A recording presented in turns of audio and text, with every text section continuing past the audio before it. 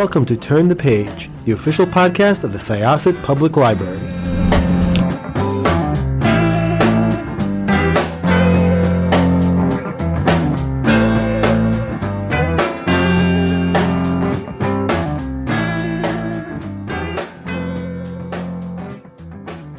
Hello, everyone. Welcome back to Turn the Page. I'm your host today, Jen, and we are here to discuss an absolutely delightful paranormal cozy mystery. So delightful, such just like an absolutely beautiful way to spend a Labor Day weekend. Could not ask for a better 3 days. I am so excited for this conversation. So let's turn it over. Could I ask you to introduce yourselves and your book, please? Yeah, absolutely. So I'm Rosie Thor, and I'm one of the authors of Dead and Breakfast. And I'm Kat Hillis, the other one. So, sorry. Oh, I was just going to say, and Dead and Breakfast is about two gay vampires who move to rural Oregon to open a bed and breakfast, only to find themselves the center of a murder investigation when the mayor is found dead in their garden. And it is goofy and silly and should not be taken even remotely seriously. It is that pitch when it hit my inbox that just like immediately I had to hit reply and see if an interview would be available because such a great concept. And the dynamic between Arthur and Sal is just absolutely lovely. It's a relationship that I could spend just like hours and hours, days and days observing and spending time with. But before we talk about book just yet, could you both talk a little bit about your journeys as writers and how you came to collaborate? Oh, Well, it's quite the story. our journeys are quite intertwined, actually. I know. Well, my journey as a writer started, I guess started is the wrong term, but let's say we'll put a little pin here. I joined a mentorship program back in the day. It doesn't exist anymore. And I had a really wonderful experience working with a mentor who was a published author. And so once I got an agent and started kind of barreling down the publishing path, I decided that I was going to try to do the same thing for another writer. So I signed up to be a mentor through a different program. And lo and behold, Kat appeared in my inbox with an incredible book. And I was like, this is an author who has the right sensibilities to make it in the industry, who has really cool, unique ideas and a great fresh voice. And I'm excited to work with them. And then pretty quickly we became good friends. And during that process, I was the intern for a literary agent. And during that internship, I came across many a cozy mystery came through my inbox, and I was complaining to that agent one day that I wish more cozy mysteries were funny and about vampires. And I was kind of just like off the cuff, like, and about I wish they were about vampires, which I was a thought I'd never had before in my entire life, but there I was expressing it. And I kind of riffed on this idea, came up with a title, Dead and Breakfast, for this fictional cozy mystery that I had no plans to write. And somewhere along the line, I had to quit that internship, and Kat ended up taking over, and we ended up continuing to talk about the internship, talking about this silly, cozy idea that I was never going to write. And flash forward a couple of years later, Kat was like, "What if we co-wrote it?" And it just immediately started to write itself from there. Yeah, though I remember it as you came to me and you had told me the pitch and I got jealous in that way of like when you hear a really good pun and you're like, why didn't I think of that? Like this is like such it's like, man, I'd love to write that. Oh well. And then later they were like, what if we co-write? And I was Oh, like, I'm already on board, like maybe it signed was up. me who suggested it. I don't remember. I just remember that it didn't click. Like the idea didn't feel like a real book until Kat came into the picture. Until it was like, we're gonna write this together. I was like, this is an impossible book that I could never pull off in a million years. I don't know how to do this. And then as soon as it clicked for me that Kat and I could do it together, it was like, this is gonna be the best experience of my life. And then it was. Yeah. So, what do you feel like it is that you bring to each other's writing, whether that's like the process of writing or the stuff that you write? What's unique about like your stuff together, this book, as opposed to like your individual writing? This book is much funnier. And I think Rosie and I are both funny authors. So like I'm naturally a little bit funny, and Rosie's very funny. And then together it's like exponential because it's just like a lot of the planning is just us yes anding, until, it hits the We right want level of everybody to absurd. know. So when a joke starts rolling, there's no stopping it. We just build on it until it becomes whatever it's going to become.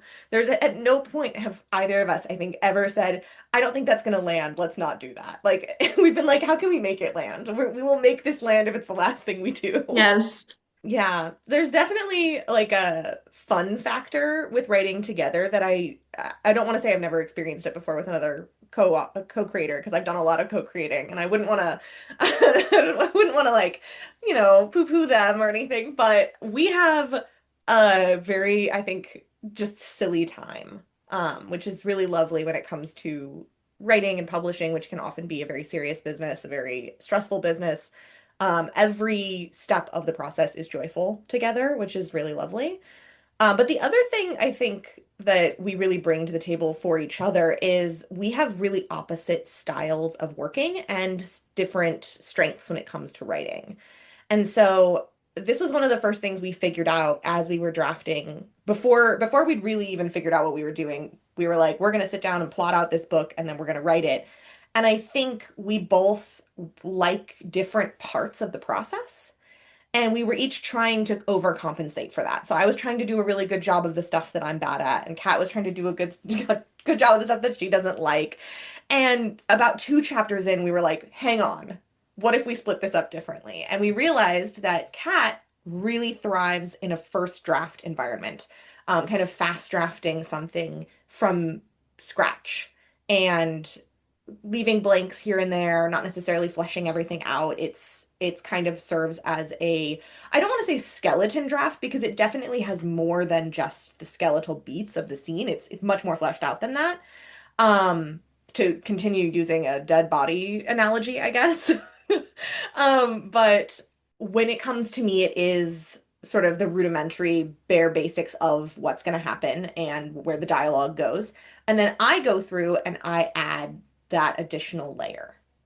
So I'm adding descriptions, I'm adding flair to the dialogue, I'm adding jokes, and I really thrive in a revision place. So we're a couple of time zones apart, and the way that our process works is that Kat starts at the beginning of the day, writes a chapter, sends it to me by about noon my time, and then I get it for the afternoon and I play with it all afternoon. So I usually double the word count and then send it back to Kat, and then Kat gets to read the version of the chapter that's, much more polished, much more ready for print, and then It's starts a the next one. dream come true. I write a bad chapter and then I read a good chapter the next day and then I write the next bad chapter. And for me, it's a dream come true because the chapter just shows up in my inbox and I don't have to originate it. It's amazing. So we were both at the beginning, like tiptoeing around like the parts that we didn't like and just kind of struggling through them. And then we had a conversation. I don't remember how it happened, but it was like, wait a minute, why are we both doing the parts we don't like when it's the part the other person likes? So I feel like I got like the best deal in the world because I don't have to do the first draft, and Kat also feels that way, and it's ideal. Yes. That's so interesting because I feel like, when people talk about the fear of writing, they're usually talking about like that fear of the blank page, but that's like never really been what I've experienced. I've experienced fear of like revision and then having to look at things like big picture and like move bits around while keeping your attention on like what's where and, how everything works together. And so it's really good if you can have like, yeah, complementary fears or challenges when you're going to write together. So It's cool. great. Could not have Yeah. asked for a better writing situation. Seriously, I love the blank page because it's just like I can have fun and it doesn't have to be good and I don't have to worry. And Yeah, then magically it gets good. and I am just like a bunch of like the most anxious bees in the world in a suit. Like that's me. I'm just like a bunch of bees in a trench coat freaking out at all times about everything. So for me, a blank page is all of the possibilities of ways it could go wrong. And once it's already in my inbox, then I know exactly how it's gone wrong and I can fix it. And sometimes it hasn't gone that wrong and it's fine. And sometimes I have to completely rewrite the chapter. But I would much rather rewrite a chapter that went wrong than write a chapter that hasn't been written yet for some reason. So let's talk a little bit about Arthur and Sal. As I said, I could just like I would watch decades of show, like seasons of a show about them, read hundreds of books. They're just so much fun to hang out with. So I'd love to know what went into crafting them as individuals, and then also their dynamic, because it's they're both such have excuse me, they both have such unique voices that complement each other so beautifully. Well, thank you. It's really nice of you to say. It started with memes, which sounds surface level. And they kind of, I don't know, Rosie, maybe you remember it. I feel like I went into a fugue state and then they were Yeah. there. Like It some really, characters are hard to find and some characters just kind of like arrive in your brain.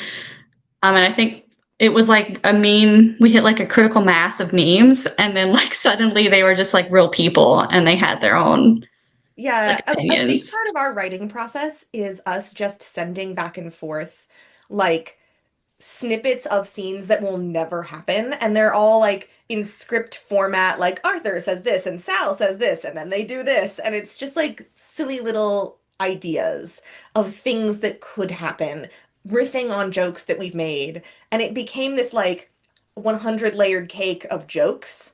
And then all of a sudden we were like, wait, these are real people and real characters who have more depth than just the laughs. Like obviously our first order of business is to make people laugh with this book. That's really what we're trying to do. We hope people think it's funny. We hope people enjoy the kind of physical comedy of the two of them, the verbal comedy, the situational comedy. Like it's all just for laughs mostly. But as we got into it, we realized that Arthur and Sal complement each other quite well in that Sal is very outgoing and he's very shame is not a word Sal has in his vocabulary. He will do what he wants to do because he feels it. He is full of whimsy. He is full of zest for life.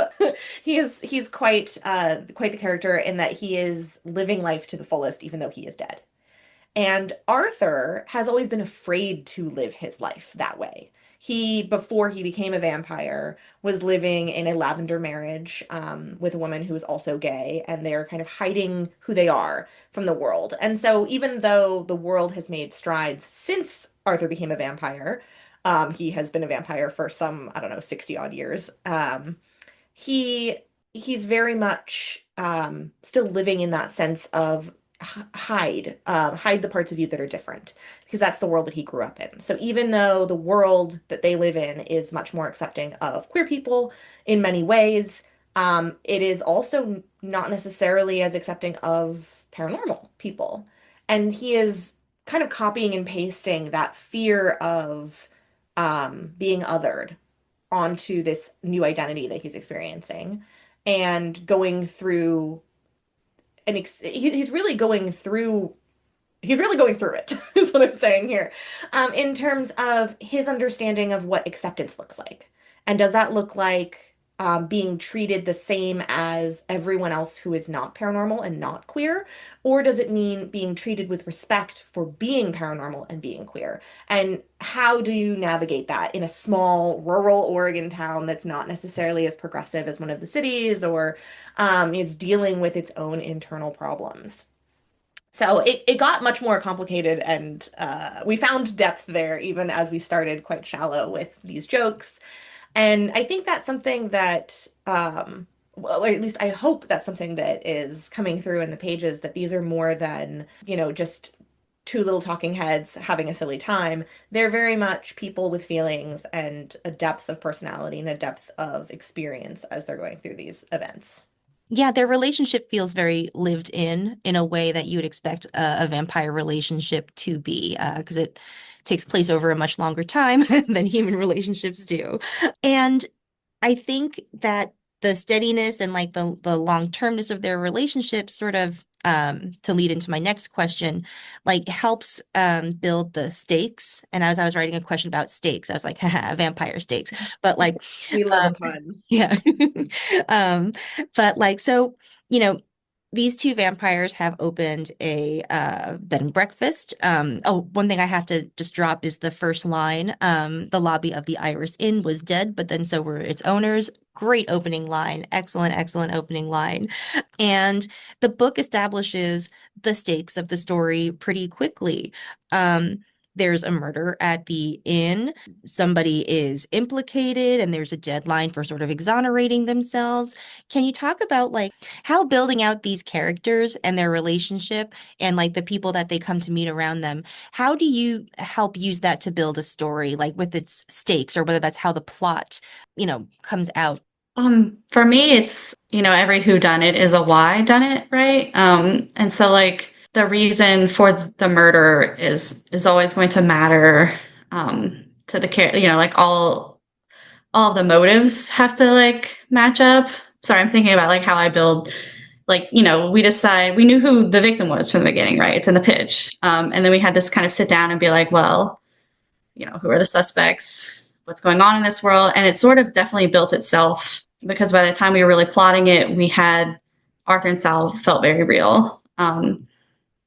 And so it's intertwined in their lives very personally because it's not like it's that they're in, but then they get implicated because they're vampires. And Yeah, and I think so, there's also an element of like, as we were building out the suspect list, we knew we were also building out the community that they live in yes. and the people who are going to either make or break their experience there. So, we have colorful characters like there's a werewolf who runs the coffee shop, werewolf barista, if you will. And Arthur has like a little bit of a rivalry with him just from that initial like vampires and werewolves kind of don't get along stereotype. And then, of course, we also have like human characters. We have a human city manager. We have human government employees, um, business owners in the town. There's a sheriff who is a human, dastardly human. um, and it's very much about that concept of what do we have to do to be accepted in a place like this? And for them, their answer to that question is different, Arthur and Sal. Arthur believes that he has to assimilate in order to be accepted, and Sal believes that they have to be themselves in order to be accepted. And it's this push-pull of those two things. And so the cast of characters that we wanted to include, the suspects, the community, we really wanted them to all kind of be different balancing pieces on the scale, different weights on the scale for them, and help kind of push them in one direction or the other. That's a really good point. That sort of like the character and the stakes you build and the commentary are all sort of working together to support themselves. I'm always very impressed by mysteries, like even cozy ones, because like they require you to like keep a lot of plates spinning because you have to do a lot of exposition so that you're meeting all these characters and that you understand who they are. And then there's like a plot that you have to uncover and all these different things. Me too. That was the most daunting part for me when I was like, I'm gonna write this cozy mystery, and I was like, how am I gonna do that? I don't know how to do that. Cat, help. I I love I love mysteries. So I'm like nodding along. You're saying like, yeah, that's the good stuff. That's like Yeah. the stuff you dig your teeth into, right? It's great. And I actually had an editor for a previous book who told me something that was like mind breaking, which was that most fantasy novels are also mysteries. They're just not murder mysteries necessarily. Most of them are mysteries in some way. There is something going on in the world of the fantasy world. There's something going on with magic. There's something going on with the politics. Something is happening. Someone is doing something, and the characters have to put the pieces together. And this is especially true in like middle grade. Pretty much like every Percy Jackson book has a mystery at its center. It's just a different kind than we're used to when we think mystery. And that really changed the way that I think about stories and I think gave me the courage to write this because a mystery with like the capital M felt very scary to me.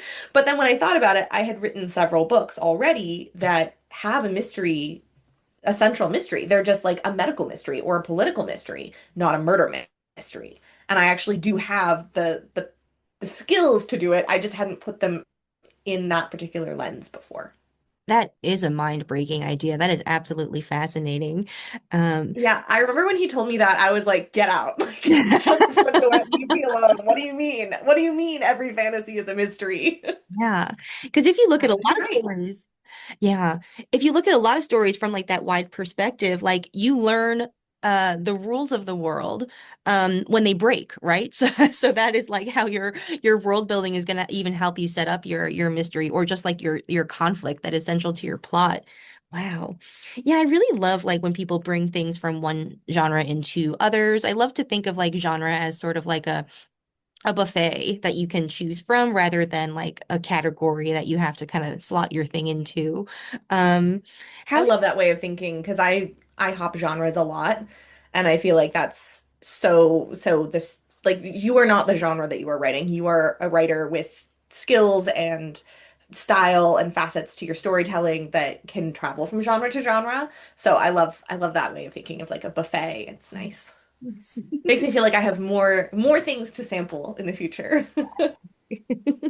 I guess in terms of like your approach to humor and the sort of the commentary on like the darker bits like bigotry, having conflicting ideas of how to fit into society, whether it's worth fitting into society, all these sort of things. I was just watching a YouTube video about the X-Men yesterday, so all these things are also like in my brain right now.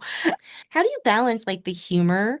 Or what's the relationship between like the humor and the darkness or like the bits of darkness? Because you can use humor to like distance, right? Like as a defensive type thing, but you can also use humor to like connect or to emphasize something. So how do you feel like you use it?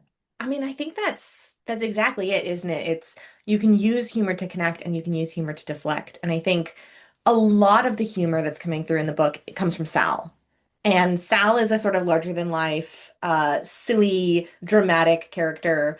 I like to think of him as like vampire Nathan Lane from the Birdcage. Like that's kind of what we're going for, is this very larger than life, silly kind of person on the outside who actually has a lot of depth to them and is going through something quite intense. You know, like in that film, he's going through this like experience of having to hide who he is from his future in-laws and not be out as queer, and that's really rough. And that's kind of what's going on here with Sal. Like he's trying to be himself in a place where Arthur is trying to kind of hem them in. And so the humor, I think, comes from a place of quite serious stuff. They're dealing with bigotry and they're dealing with it in different ways, and that creates comedy because of the contrast between them. So I think a lot of the humor is born from the exploration of the darker parts of the story. But then also I think that we are at our core as writers, we are trying to serve uh, jokes, and the rest of the story is the cracker on which the jokes are being served. This is a cheese buffet, and we needed some crackers to serve up our cheese. You started to say we as writers. I thought you were going to say our clowns because like That's true. we're a bit clowns. Yeah. Yeah, I do think most of our ideas, most of our plots are really born from, hey, this is a funny joke, how can we make it? So, yeah. Nice. Yeah, it's such a delightful book, and I really don't want to talk about like the events of it so much anymore because it's really I think lovely for an audience to sort of discover like the plot of the mystery themselves. But is this a world that you think you will spend more time in? Do you see yourselves returning to this world? Definitely. There is a second book. It has been turned in. It's been sent. It's happening. We haven't like announced a cover or a title or anything like that yet, but it is coming next year. Um, and Kat and I would be so content to just write like 100 of these. So, Yes, um, absolutely. hopefully they do well enough that our publisher wants us to do more. We have ideas for at least a dozen and would love nothing more than to just keep writing these books and working together. Love that. And what is on your horizon otherwise, like in terms of your individual projects or other collaborations? What is yeah, where is your writer's journey taking you? Well, Kat has another book coming out. Oh yeah, I have a fantasy rom-com coming out from Red Tower in 2027, so not soon, but like kind of soon.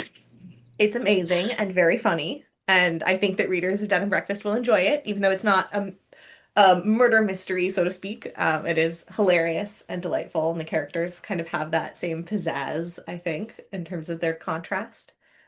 I'm just like here to hype Kat up. I have a bunch of stuff. I actually have a collection for teens coming out, an anthology of queer Dungeons and Dragons and TTRPG stories, and that comes out actually in like 2 weeks, as of the recording of this. So September 16th, I think, is the publication date. That's called This Is How We Roll, and it has a bunch of amazing authors in it that are some of my favorites. We've got Andrew Joseph White, we have Marika Nijkamp, we have Akemi Dawn Bowman, Margaret Owen, Tara Sim. I'm just like brain is mush and I'm yelling out names now. But we have a bunch, an incredible lineup of people. I felt like I got to just commission all of my favorite writers to write stories specifically for me, which was amazing. And then I have another collection of stories. They're aromantic stories coming out next year, with a bunch of aromantic writers. And that is a sequel to the anthology Being Ace, and this is Being Aro. So I'm very excited about those. And I'm doing some other like media tie-in property work. So I have another Life is Strange tie-in novel coming out next year. Ooh, I'm wow. extremely busy. Yeah, oh my gosh. So many of these things sound really great. In particular, the D&D anthology, I already know there's like 6 librarians I need to like text to tell them about that. So that's Amazing. Yes, please do. that. I am so excited to see your novel when it comes. Yeah, thank you so much for taking the time to talk with us and to share your novel with me. It's just been a real delight talking to you. Thank you. It's been an Thanks. absolute pleasure. Thanks. Listeners, now it's on you. This is your homework because I need to see more of these books. So go and get this one. Dead and Breakfast. It is just absolutely delightful. You can find it at your favorite independent bookstore or library website, wherever you like to go for books. Do you both have places you like to send people for books? Absolutely. We're actually doing a pre-order campaign with Always Here Bookstore in Portland, Oregon. They are the queer-owned bookshop in Portland, and they're absolutely wonderful. We're going to be doing signed copies through them, and we will also be giving away some stickers as swag. We have a Dead and Breakfast logo sticker for those who want to rep the business. And then we also have a Coexist bumper sticker that has all paranormal elements instead of religious elements. So it's Sal friendly. He can go near it. And yeah, we're very excited. We'll be announcing that I think tomorrow, actually. So by Oh, the time readers are listening to this, yeah. it'll be up. Sweet. I'll drop that in the show notes so that listeners can check out that link. Yeah. Oh, delightful. Well, thank you again. This has been Jen. Please check out Dead and Breakfast. And it is time to close this chapter. We'll see you next time. It's time to close this chapter of Turn the Page. Join us for the next episode.